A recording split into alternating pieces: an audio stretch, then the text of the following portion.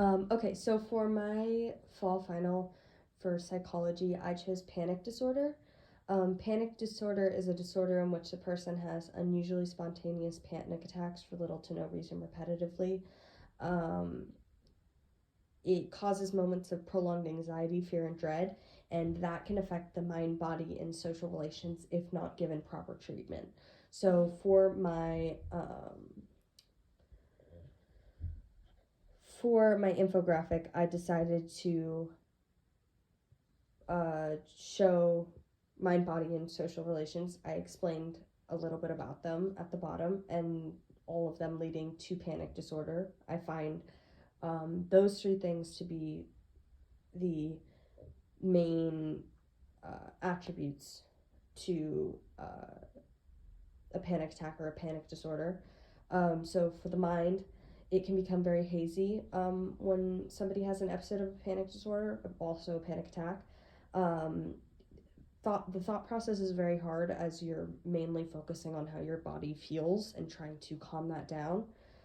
Your body, um, that it can have it can get very hard to move sometimes.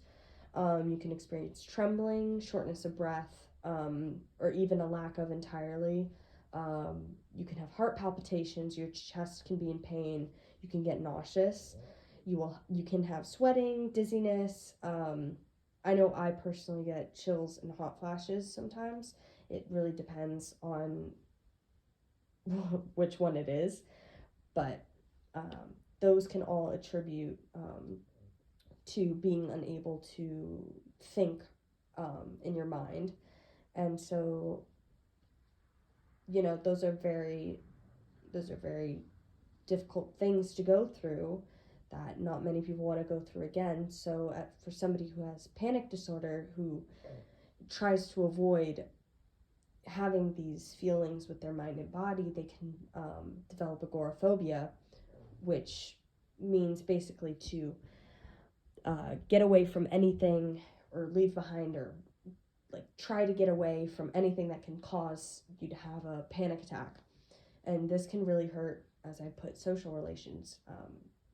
Being with family, if you've had an attack there, one can distance themselves from them. Being with a friend, doing certain activities that maybe they used to love before they had these attacks, it can really shorten where you reach yourself in life and where you put yourself, and it can cause you to stand in others' way sometimes by stopping family from doing things because you can't, because of your fear of having an anxiety attack. So that's what I made my infographic on. I thought those things most important. Um, it's it's very similar to other anxiety disorders, and it's one that I think needs a bit more differentiating, but it's also one that is very treatable.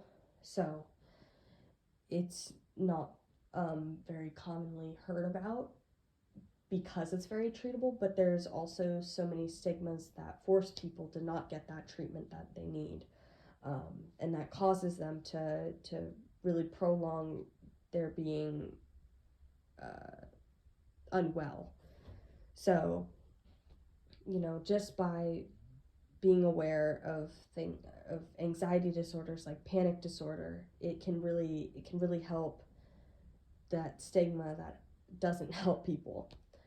And I think that's something that needs to be more widely recognized to help these people.